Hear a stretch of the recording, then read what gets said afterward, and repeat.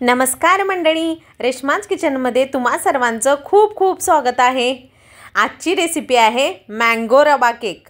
अगदी चिमूटभरही मैदा न वापरता फक्त रव्याचा आंबा घालून केलेला मस्त असा मँगो रवा केक आहे।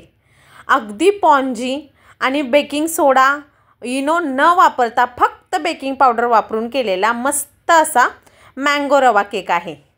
अगदी घरगुती साहित्यामध्ये घरी जी साहित्य उपलब्ध आहे त्याच्यामध्येच आपण बनवणार आहोत। किती परफेक्ट जाळी आलेली आहे ना।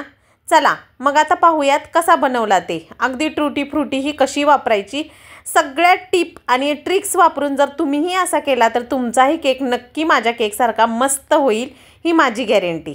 चला तर मग काय सामग्री वापरली पाहूयात। इथे मी वाटीचं प्रमाण घेतलेलं आहे, जेणेकरून सगळ्यांच्या घरात वाटी असते त्याने समजेल। आता त्यासाठी असं 2 वाटी इतका रवा घेणार आहे। हा पॅकेटवाला रवा आहे, याच्यामध्ये घाण नाही आहे, अगदी स्वच्छ आहे, त्यामुळे मी असा घेतलेला आहे। तुमच्या रव्यामध्ये जर कचरा वगैरे असेल मी चाळूनही घेऊ शकता। आता हा 1 वाटी रवा आहे। मोठं मिक्सरचं भांडं घ्यायचं आहे, असं त्याच्यामध्ये हा रवा टाकून घ्यायचा आहे। अजून 1 वाटी रवा घेणार आहे मी, अशाच 1 वाटी रवा अजून एक वाटी घेणार आहे। 1 वाटी हा रवा याच्यामध्ये घालून घेतलेला आहे। आता मिक्सरला अगदी फाईन दळून घ्यायचा आहे हा रवा। असा मोठा असला रवा की बारीक असा करून घ्यायचा, चांगला वाटून घ्यायचा। आता रवा बाजूला ठेवून द्यायचा। एक मोठं बाउल घ्यायचं, याच्यामध्ये हा रवा सगळा ओतून घ्यायचा आहे। आपल्याला सगळं रव्याचं मिश्रण या मोठ्या बाउलमध्ये घ्यायचं। मोठंच बाउल घ्यायचं आहे, जेणेकरून आपल्याला सगळं मिश्रण व्यवस्थित मिक्स करता येईल। असं बारीक दळून घेतलेलं आहे मी। रवा बाजूला ठेवून देऊया। इथं भांडं मिक्सरचं परत घेणार आहे। 2 आंब्याचा गर काढून घेणार आहे। 2 आंबे आहेत। आता जर याच वाटीने तुम्हाला प्रमाण घ्यायचं असेल तर 2 वाटी रवा आणि 1.5 वाटी आंब्याचा गर घ्यायचा आहे। आता आंब्याचा गर घेते काढून। हा 1 वाटी गर आणि अजून अर्धी वाटी इतका ॲड करून घेतलेला आहे। 1 वाटी साखर याच्यामध्ये ॲड करून घ्यायची आहे। तुम्हाला जर फार गोड आवडत असेल तर अजून साखर घातली तरीही चालेल। माझ्याकडचे आंबेही खूप गोड होते आणि आंबे असे पिकलेले छान घ्यायचे, जेणेकरून आपल्याला दुसरा रंग वापरायची गरज पडणार नाही। या मँगोमुळेच आपल्या केकला अगदी मस्त कलर येईल। आता हे सगळं मी वाटून घेतलेलं आहे, रवा घेतलेला आहे। याच्यामध्ये आता हे सगळं मिश्रण ॲड करून घेऊयात। साखर या आंब्याबरोबर अगदी व्यवस्थित बारीक होते, याच्यामध्येच घालून अगदी पेस्ट करून घ्यायची तिची। असं पॅच्युलाच्या मदतीने सगळं हे मिश्रण मी याच्यामध्ये काढून घेतलेलं आहे। त्यावरती हे आंब्याचं आणि साखरेचं मिश्रण काढून घेतलं। झाकणाचंही व्यवस्थित पुसून मी काढून घेणार आहे। आता आंब्याचं मिश्रण आणि रवा अगदी व्यवस्थित मिक्स करून घ्यायचं। असं एकसारखं कट अँड फोल्डच्या साहाय्याने व्यवस्थित असं करून घ्यायचं आहे आपल्याला। आंब्याचं मिश्रण आणि रवा, फक्त आंब्यामुळेच आपल्या रव्याला किती छान कलर आलेला आहे पाहू शकता। त्यामुळे चांगले पिकलेले आणि चांगल्या रंगाचे आंबे आपल्याला घ्यायचे आहेत, जेणेकरून आपला केकला दुसरा कलर वापरण्याची गरज नाही। यामुळेच अगदी व्यवस्थित मस्त असा कलर येईल। सगळं व्यवस्थित असं मिक्स करून घ्यायचं। आता हे सगळं मिक्स करून घेतल्यानंतर दूधही यातच आपण ॲड करून घेणार आहोत। आता दूध किती घ्यायचं तर 1 वाटी आता दूध आपण इथे ॲड करणार आहोत। रवा जर जास्त फुलला तर मग आपण अजून थोडं दूध याच्यामध्ये ॲड करून घेणार आहोत। याच वाटीच्या साहाय्याने दूध गरम करून घेतलं होतं, मलाई आलेली आहे तीही याच्यामध्ये ॲड करून घेणार आहे मी। असं थोडं थोडं करून सगळं दूध मी यामध्ये ॲड करून घेणार आहे। थोडं थोडं करूनच घालून घ्यायचं आहे, कारण आपल्याला अंदाज येईल की आपला रव्यामध्ये किती दूध लागणार आहे। त्यामुळे थोडं थोडं करून घालून घ्यायचं, पण 1 वाटी दूध आपण यात ॲड करणार आहोत।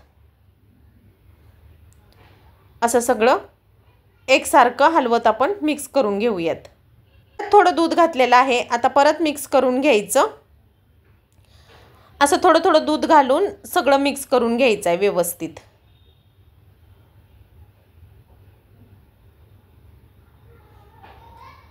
चला एकसारखं हलवत मस्त मिक्स करून घेऊयात। परत दूध ॲड केले, परत मिक्स करून घेणार आहे। असं एकसारखं मिक्स करून झाकण ठेवून बाजूला एक तासाभरासाठी बाजूला ठेवून द्यायचं। जर केक बेक करण्यासाठी डब्बा नसेल तर असा कुकरचा कोणताही डब्बा घेतला तरी चालतो। त्यामुळे मी असा कुकरचा मोठावाला डब्बा असतो तो घेतलेला आहे। याच्यामध्ये आता थोडंसं तेल ॲड करणार आहे आणि स्पॅच्युलाच्या साहाय्याने किंवा तुमच्याकडे ब्रश असेल तर ब्रशच्या साहाय्याने असं सगळं हे तेल याला ग्रीस करून घ्यायचं आहे, जेणेकरून आपण जो मैदा याला कोटिंगसाठी वापरणार आहे तो अख्ख्या डब्याला व्यवस्थित चिकटला जाईल। असं केल्यामुळे आपला केक एकदम मस्त डिमोल्ड होईल। असं सगळं एकसारखं तेल लावून घ्यायचं आहे आपल्या डब्याला। आता याच्यामध्ये थोडासा मैदा ॲड करून घेणार आहे मी।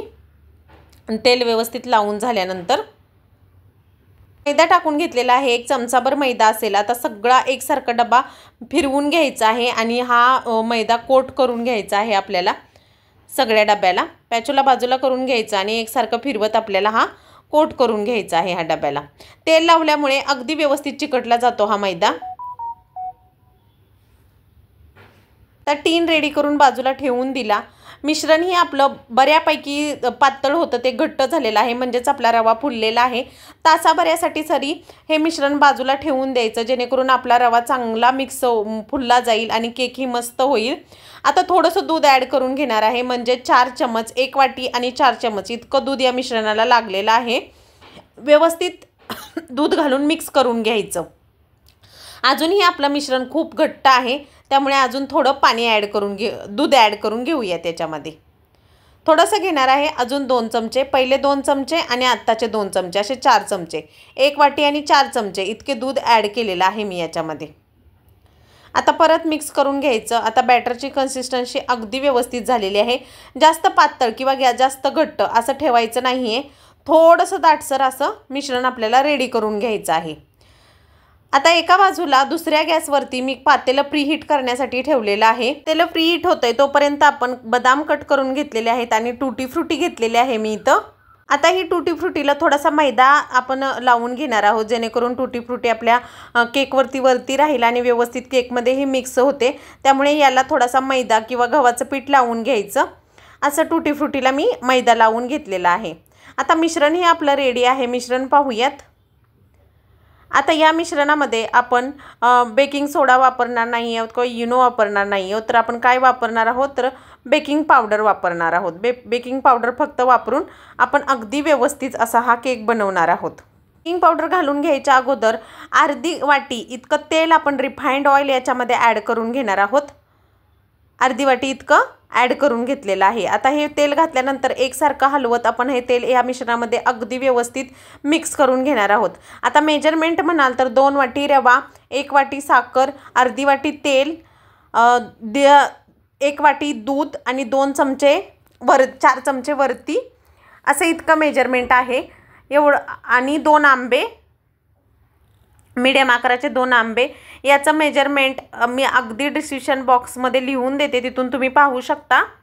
असं सगळं मिक्स करून घ्यायचं व्यवस्थित तेल घालून। आता ड्रायफ्रूट्स आणि टूटी फ्रुटीही ॲड करून घेऊया थोडेसं, याच्यामध्ये खाताना मस्त लागतात म्हणून। बदाम आहेत माझ्याकडे, तुमच्याकडे आवडीनुसार ड्रायफ्रूट्स तुम्ही कोणतेही वापरू शकता।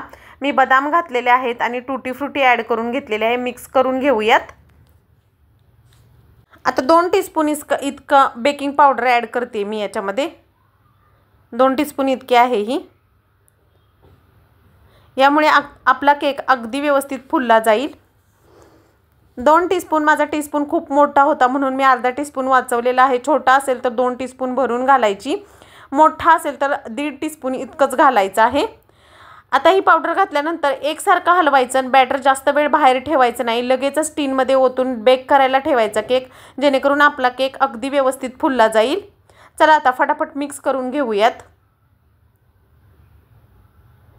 असं सगळं मिक्स करून घ्या। बेकिंग पावडर याच्यामध्ये मिक्स करायला लागलं की आपलं पीठ असं मिश्रण असं फुगल्यासारखं दिसते, पाहू शकता तुम्ही।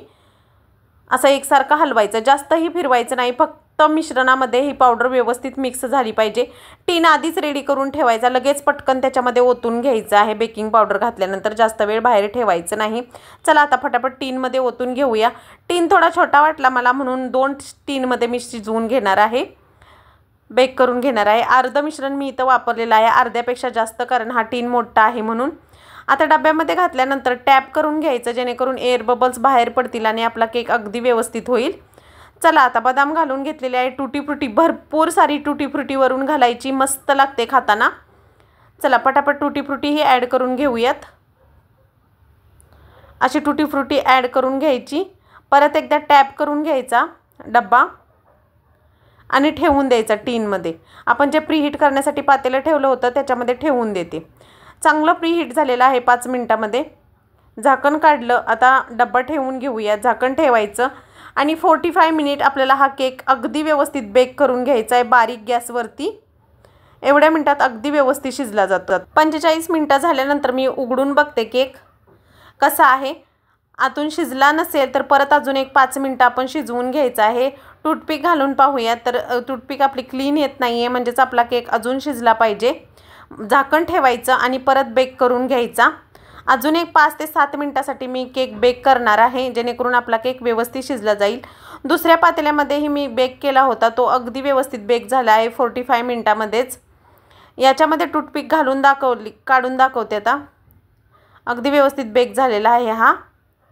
आता टूथपिक इन्सर्ट करून बघूया याच्यामध्ये. अगदी क्लीन येते ही, म्हणजेच आपला केक अगदी व्यवस्थित बेक झालेला आहे. अगदी क्लीन येते, अजिबात काही लागत नाही आहे, व्यवस्थित शिजलेला आहे. चला आता हा बाजूला काढून दाखवते कसा बेक झालेला आहे. गरम गरम आपल्याला लगेच डिमोड नाही करून घ्यायचा, वाफ जाऊ द्यायची. थोडासा नॉर्मल कोमट झाला की काढायचा. कसा पटकन डिमोड झाला ना, तुपाने तेलाने ग्रीस केल्यामुळे आणि मैद्याने पटकन डिमोड होतो हा केक. आता कट करून दाखवते. अगदी व्यवस्थित कट होतोय आणि जाळीही किती मस्त सुटलेली आहे, पाहू शकता तुम्ही. अगदी व्यवस्थित, खायलाही अप्रतिम लागतो हा केक. तुम्ही नक्की ट्राय करून पहा.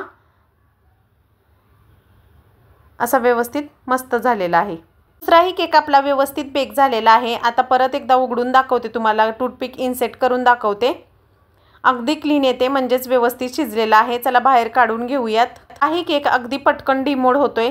बाजूने थोड्याशा कडा मोकळा करून घ्यायचा, थोडासा थंड करून घ्यायचा. कोमट आहे तेव्हाच काढायचा बाहेर.